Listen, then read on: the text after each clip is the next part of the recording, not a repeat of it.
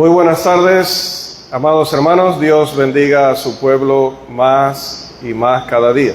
Amén.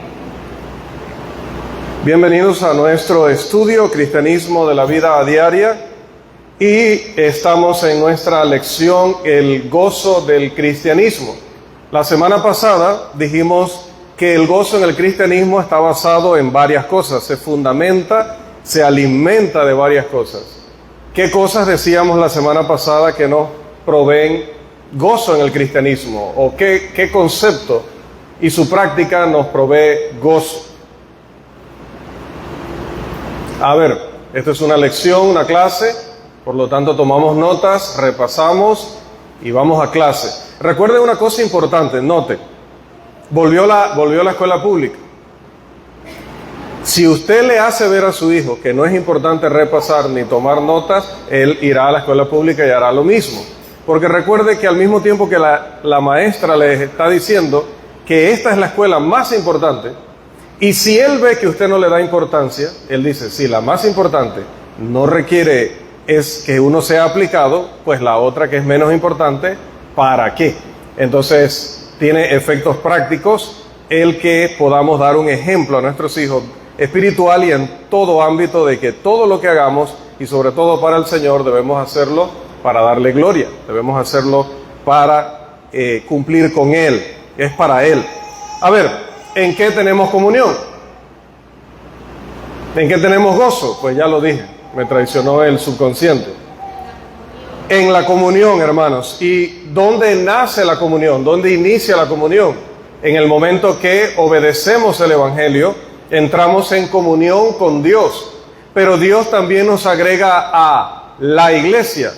Entonces no podemos existir como unidades independientes y separadas de los demás redimidos o de los demás salvos. Somos una familia y somos un cuerpo. No solamente entramos en una relación de compañerismo y amistad espiritual con Dios, sino con todos aquellos que andan en la verdad. Todos aquellos que han obedecido el Evangelio son nuestros hermanos. Por lo tanto, encontramos en ellos muchos motivos para gozarnos. Por ejemplo, decíamos que la comunión tiene que ver con compartir, tiene que ver con hacer cosas en común. Y vimos varias cosas, por ejemplo, la adoración. Y en la adoración, decíamos, todos aportamos de nuestros recursos y la obra avanza. Nos ayudamos en nuestras necesidades. En la adoración unimos nuestras voces, mezclamos nuestras voces para alabar a Dios. También vimos la maravillosa promesa del Señor, donde nos dice que quizás a veces la fe nos tenga que llevar a abandonar, en un sentido no de dejarlos morir de hambre o de volvernos sus enemigos, pero sí en el sentido de preferir el Señor a nuestros esposos o esposas, hijos o hijas, padres o madres, incluso nuestros bienes materiales. Si en algún momento esas personas o esas cosas estorbaran nuestro caminar con Dios, tendríamos que darle la espalda. Pero el Señor hace una promesa maravillosa y lo vimos, y todo esto está dentro de estar en comunión con Dios, y es que no solamente nos va a dar la vida eterna al final, o vamos a vivir eternamente con Él, sino que además, aquí recibiremos 100 veces más. Y explicábamos cómo recibiremos 100 veces más tierras, 100 veces más papás, 100 veces más mamás, 100 veces más hijos, 100 veces más hermanos de sangre como familia natural. ¿Cómo podemos tener 100 veces más de eso aquí? ¿Cómo? Comprando 100 terrenos más, acumulando 100 cuentas más como la que ya tenemos, para que unidas parezcan una sola cuenta jugosa. ¿Cómo? A través de todos nuestros hermanos. Heredamos, porque tenemos todas las cosas, o deberíamos tener todas las cosas en común, porque somos una familia y somos un cuerpo. También vimos que la comunión la disfrutamos en el estudio de la palabra de Dios, como lo hacemos en este momento. Hay un estudio que se puede hacer individual y privado. Pablo lo hacía así, y el libro de Hechos nos dice, cada día de casa en casa, yo les estaba enseñando todo el consejo de Dios, pero no solo de casa en casa, dice que también públicamente. Entonces nosotros hoy lo hacemos como congregación, juntos estudiamos. A veces el maestro hace alguna pregunta y usted está preguntándole al de al lado si él se acuerda, comparando notas para ver si algo se le escapó a usted, pero lo anotó el de al lado.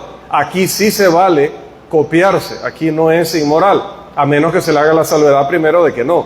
Pero lo bueno es que entre nosotros compartamos y tengamos en comunión esta preparación. Todos nos estamos capacitando espiritualmente y todos nos ayudamos a que esta capacitación sea efectiva. También compartimos en la predicación de la palabra, no solo oírla y aprenderla, sino también en enseñarla a otros. Juan le aseguró a Gallo que él estaba teniendo comunión con los hermanos y con Dios. ¿Por qué? Porque llegaban predicadores del Evangelio a esa congregación y ¿qué hacía Gallo? Les proveía de lo que necesitaran para que pudieran realizar su obra.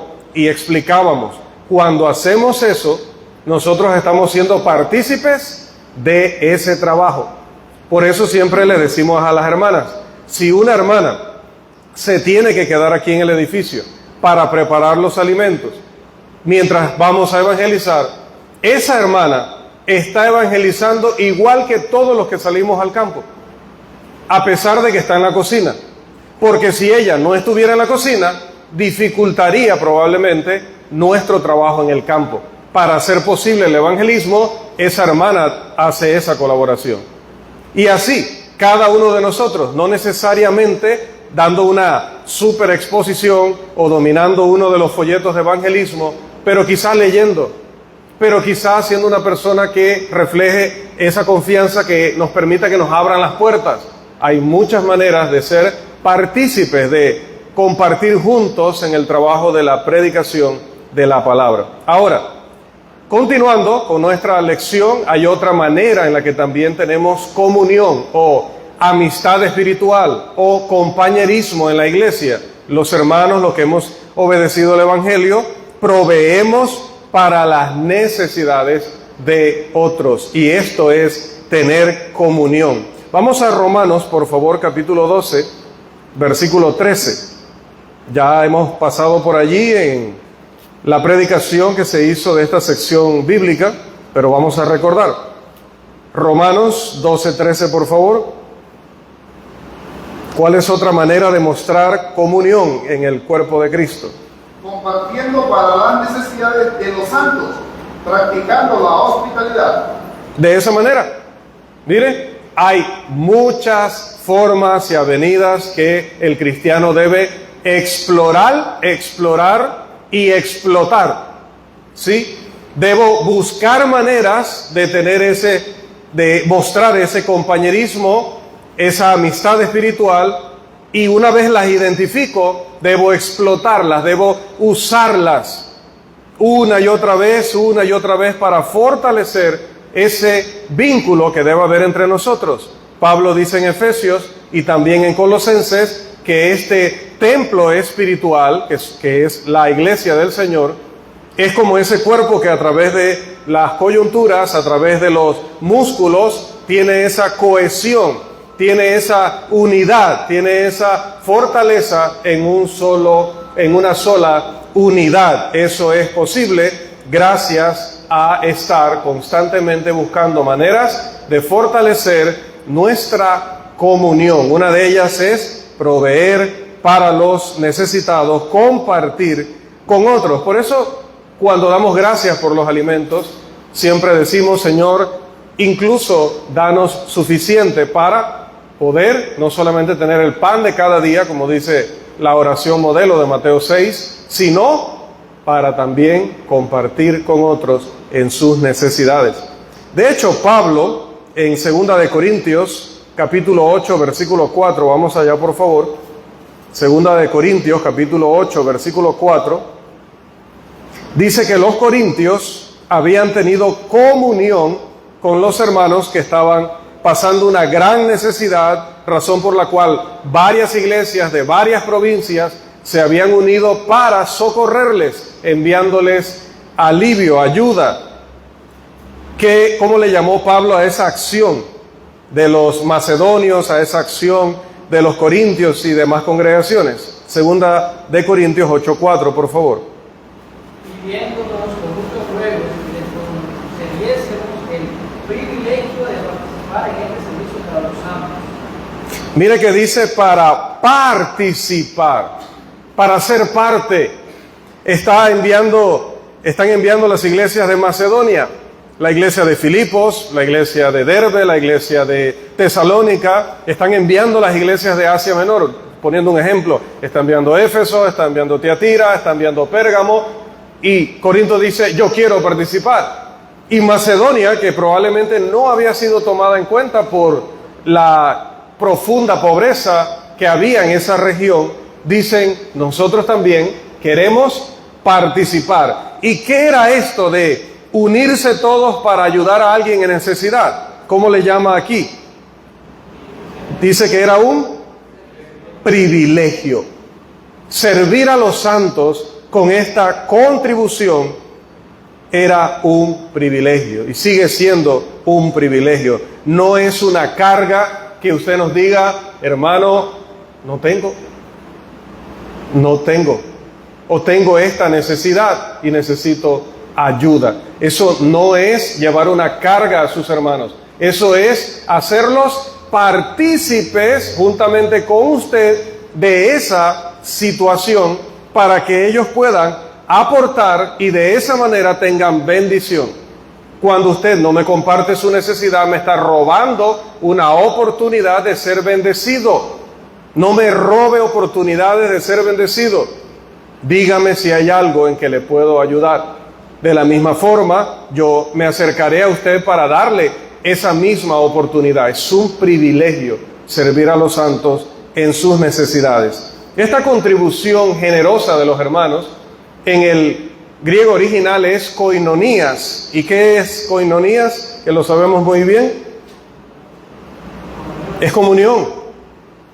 Estaban en comunión cuando esos hermanos que estaban en otra región y en otras congregaciones recibían también de estos hermanos ayuda. Quizá no los conocían en persona, pero somos familia, estemos donde estemos.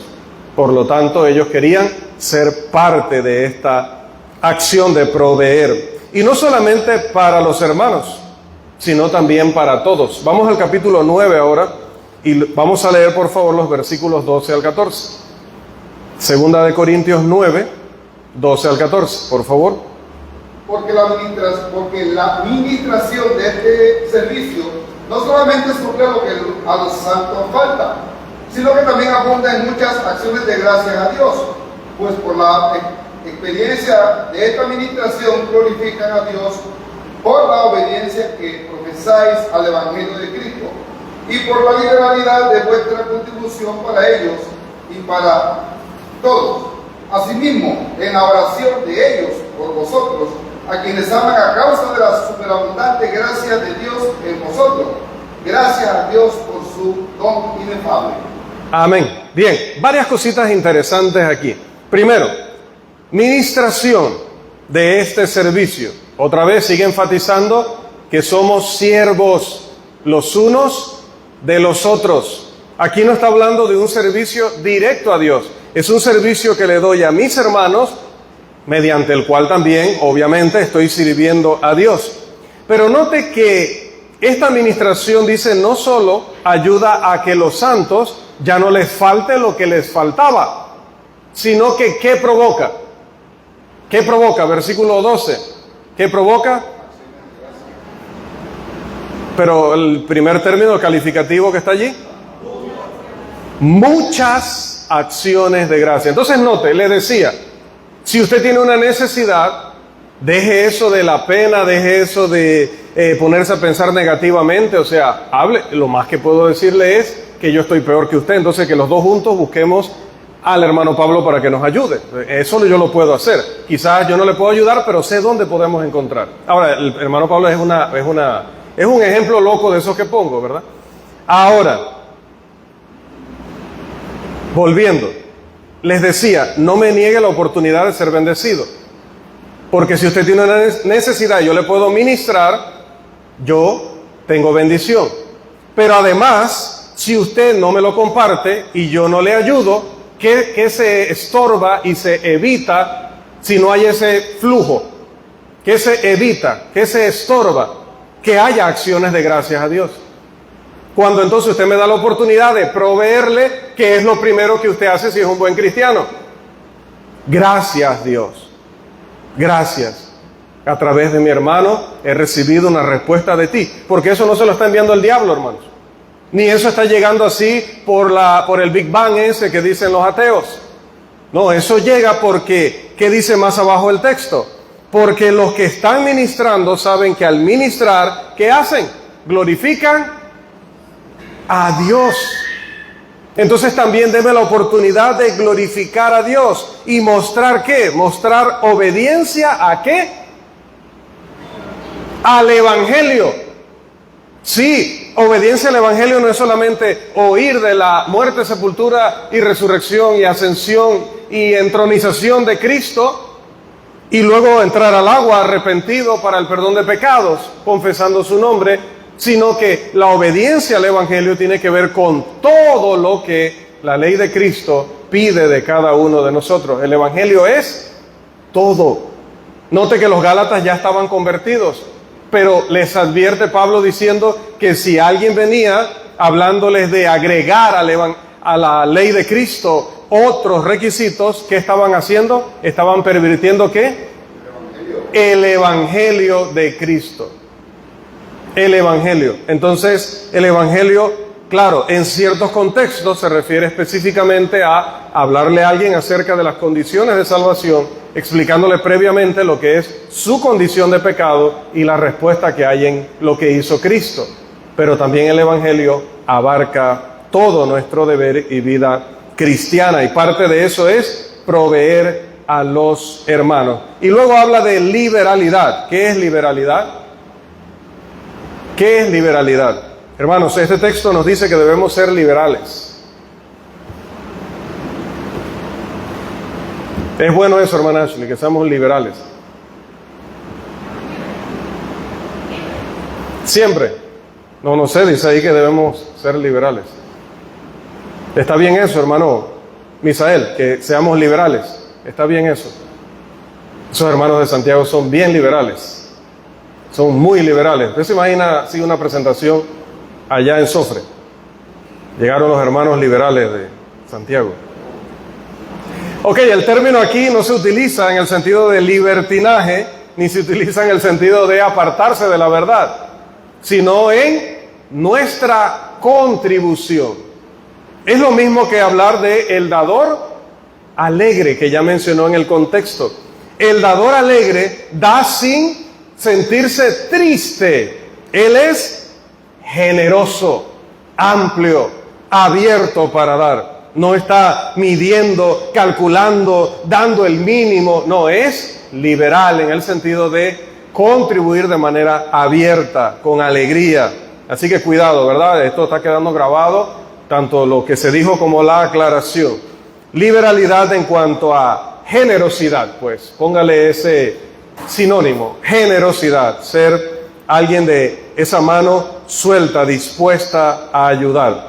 El principio básico de la comunión en contribuir con las necesidades de otro también se expresa en Hebreos 13:16. Vamos allá, por favor, también.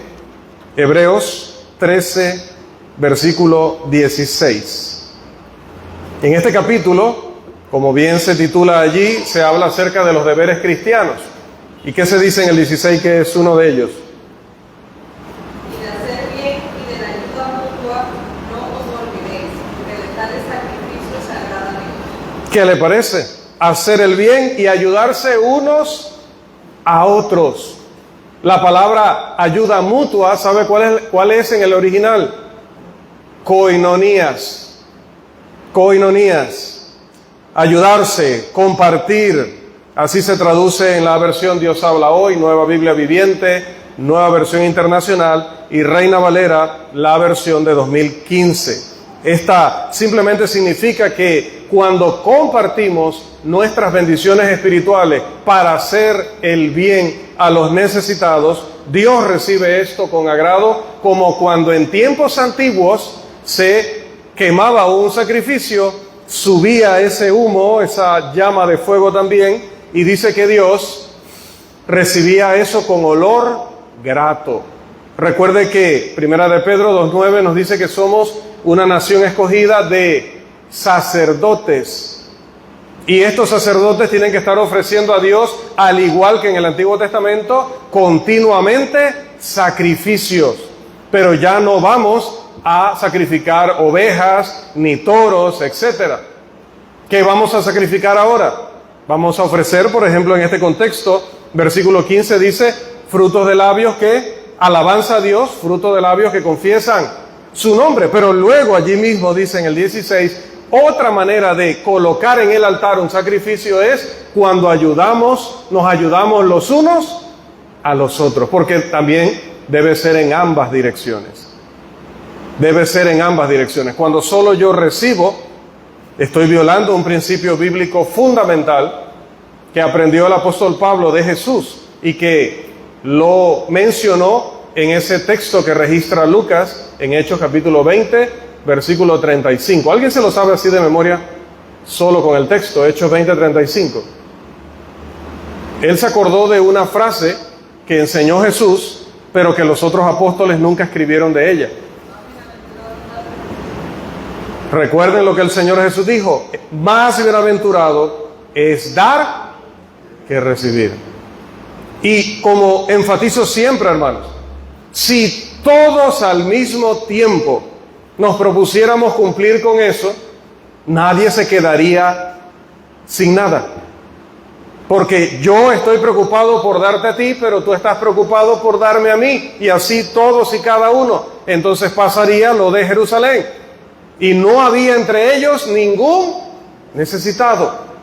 La ayuda era mutua, hacer el bien era algo que ellos comprendían como muy importante en la vida cristiana. Y no solamente son bendecidos aquellos que reciben, como mencionaba, sino también aquellos que dan. ¿Quiere reforzar eso? Vamos a Mateo, ahora sí Mateo 10. La semana pasada tenía Mateo 10 en la cabeza, pero es que tocaba para esta semana. Mateo capítulo 10, por favor. Ahora vamos al versículo 42. Mateo 10, 42, por favor. Y cualquiera que dé a uno de estos pequeñitos un vaso de agua fría, solamente no cambie discípulo, de cierto digo, que no perderá su recompensa. ¿Qué le parece? No es, hermanos, que tiene que venir con un gran cheque. No es que tenemos que hacer, hermanos, una inversión que nos deje en la calle para poder ayudar a otros. Si es un vaso de agua fría solamente, no dice que le tire limón ni naranja. Ahora, si lo hace, hágalo, porque cuando solo hacemos lo que debemos hacer,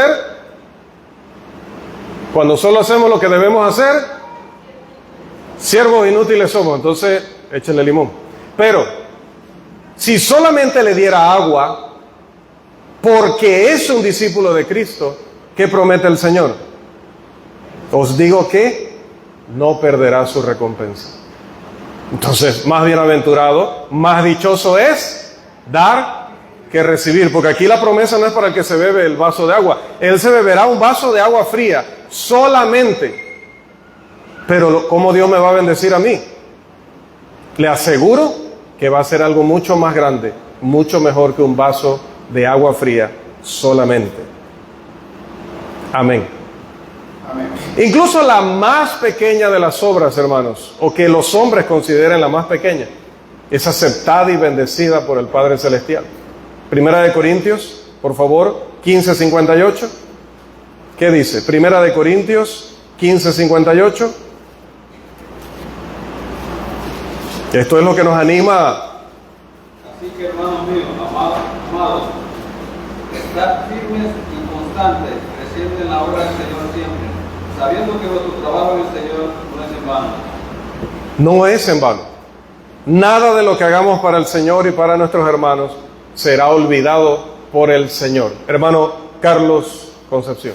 Sí, hermano, creo que debo hacer un mea culpa, porque un número plural de veces muchos hermanos han querido contribuirme económicamente, de repente por algún bien que les he realizado, y yo se los he impedido, digámoslo así, evitando de alguna manera que estos hermanos reciban esa bendición. Así que creo que debo ofrecer mis disculpas por eso. ¿Y ya está arrepentido? Y ya estamos intentando cambiar esa actitud. Amén. Hermanos, otra vez recuerda el proceso. Cuando el hermano tiene una necesidad, Dios la permite. Pero esa necesidad es una oportunidad para que entonces él pueda, en esa humildad, sinceridad, mostrarme, o yo puedo detectar la necesidad y ofrecer ayuda. Al ofrecer ayuda, ¿qué dice la Escritura? Yo tengo una recompensa, no lo hago por eso, solo que la promesa está allí independientemente. Yo no lo hago por eso, lo hago por amor a mi hermano, pero hay recompensa. ¿Y qué pasa cuando él recibe? ¿Qué hay de parte de él, o debería haber hacia Dios? Acción de gracias. ¿Y qué hice yo con ayudarlo a él? Cumplí con el Evangelio de Cristo. Y cuando se cumple con el Evangelio de Cristo, segunda de Corintios 9:12, 9:13, dice que glorificamos a Dios. Entonces, hermano, aquí podemos decir 1000 veces, gloria a Dios. Podemos decirlo 1000 veces, pero es mucho mejor cuando son nuestras acciones las que le dan gloria a Dios. Porque decirlo de labios, usted sabe que a nivel mundial todo el mundo dice, o muchas personas dicen esa frase, pero qué hermoso cuando es a través de acciones. Así que si usted ha tenido la misma mentalidad, cambie esa mentalidad, porque mañana será Él el que nos podrá ayudar a nosotros, o quizás fue ayer, o quizás fue todo el mes pasado o el año pasado. Cuando nosotros queremos bendecirlo, provocamos acciones de gracias, nosotros glorificamos a Dios y también tenemos recompensa. Qué hermosa es la comunión en la casa del Señor. También, hermanos, en esto de la comunión, la oración pública, al igual que las otras vías de adoración, es una expresión de la comunión. Cuando una congregación es presidida en la oración, los adoradores, esa palabra, si la digo muy rápido, no la digo bien. Los adoradores ratifican la oración como propia mediante la pronunciación de una palabra que está en la Biblia. Vuelvo a repetir, cuando en la adoración o cuando en los servicios de la iglesia se preside una oración, se dirige una oración, el pueblo de Dios ratifica, corrobora, se suma a esa oración a través de un término, de una palabra. La palabra amén. ¿Qué significa? Que así sea. Vamos a 1 de Corintios. Bueno, estamos allí. Vamos a volver hacia atrás al capítulo 14 y el versículo 16, por favor. 1 de Corintios 14, 16. Este pasaje es muy importante para cuando estamos evangelizando también. Pronto vamos a estar en una campaña, Dios mediante, y nos encontramos personas que consideran que todos deben orar al mismo tiempo, diciendo cada uno cosas diferentes. Pero ¿qué dice la Escritura? Siempre la Iglesia de Cristo va a enfatizar qué dice la Escritura. 1 de Corintios 14, 16, por favor. Porque si bendice solo en el Espíritu, el que ocupa el lugar de simple oyente, ¿cómo dirá el amén a tu acción de gracia? Pues no saben lo que has dicho. ¿Qué le parece? Aquí está representando el papel de cada uno cuando se hace una oración pública. Hay uno que está dando gracias, otra forma de decir que está orando. Él está dirigiendo o está presidiendo. Pero los demás, ¿qué tienen que hacer? Estar mientras yo estoy acá pidiendo por Samuel, entonces allá están pidiendo por Irak y por Vietnam, y que los carros que pasen aquí cada vez pasen menos para que no nos hagan bulla. Y mientras que yo estoy pidiendo acá por Samuel, eso es lo que dice el texto. Eso no dice el texto. Biblia. Nosotros no estamos haciendo de menos a nadie, no le estamos faltando el respeto a nadie, solo estamos diciendo lo que se cree y se practica y luego estamos preguntando qué dice la Biblia. La Biblia dice que hay uno que da gracias, pero ¿qué hacen los demás? ¿Cómo se le llama la función de los demás que están en la oración? Dice, ocupan el lugar, y todavía agrega un término allí. Dice, ocupan el lugar de simple oyente. Simple oyente. Si usted es simple oyente, ¿qué le está diciendo ese texto? Cierre la boca. Simple oyente. No he sabido de alguien que oiga con la boca. Por lo tanto, si alguien está presidiendo la oración y yo en mi puesto estoy con la boca, yo estoy desobedeciendo un mandamiento claro. Yo debo ocupar el lugar de simple oyente hasta que él termine la acción de gracias para que yo pueda decir amén. ¿Qué significa? Con lo cual yo ratifico la oración como mía. Por eso es que yo no hago otra oración, porque la oración que está dirigiendo el hermano es de él, es mía, es nuestra. Por eso le exhortamos siempre a los hermanos que dirigen, no personalicen la oración como si estuvieran orando allá en su cuarto.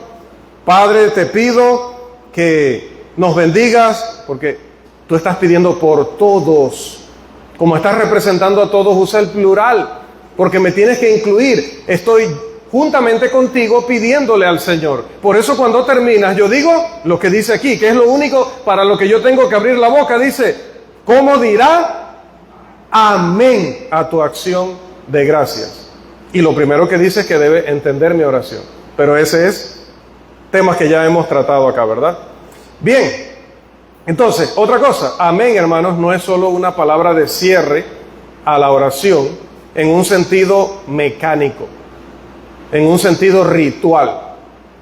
Solamente debemos decir amén si lo que hemos escuchado cumple con la voluntad de Dios. Un día les dije aquí que les cambié las palabras templo e iglesia y se confundieron, y yo estaba diciendo algo incorrecto y me estaban diciendo amén. Porque como siempre lo había dicho de una manera, el día que cambié, como la hermana Evidelia acá, si va a estudiar las tablas con ella, recuerde que las estudia al revés, nos confundimos y dijimos amén. No podemos decir amén a algo que no hemos comprendido, entendido y que estamos de acuerdo. Es nuestra oración siempre que tú la hagas, que estás presidiendo, de acuerdo a la voluntad de Dios, diciendo lo que Dios te permite decir y te ha autorizado a decir. No hay justificación bíblica tampoco, hermanos, para aplaudir al final de una oración, como tampoco hay justificación para aplaudir al final de un sermón, aunque hemos estado tentados en el Evangelio según Juan, pero dominamos nuestro cuerpo y lo ponemos en servidumbre. No vamos a aplaudir porque lo que estamos autorizados a hacer, ¿qué es? A decir amén, porque ocupamos el lugar de simple oyente, en contraposición al que está dirigiendo. Entonces, hermanos, cerrando este punto, la comunión no debe ser considerada como poca cosa, no debe ser menospreciada. Ella es tan valiosa y es de un incalculable valor que Cristo, hermanos, murió en la cruz para hacer posible también que existiera esta familia, este cuerpo, y estuviéramos unidos. De hecho, antes de morir, dirigió aquella preciosísima oración registrada en Juan capítulo 17. ¿Y qué pidió allí?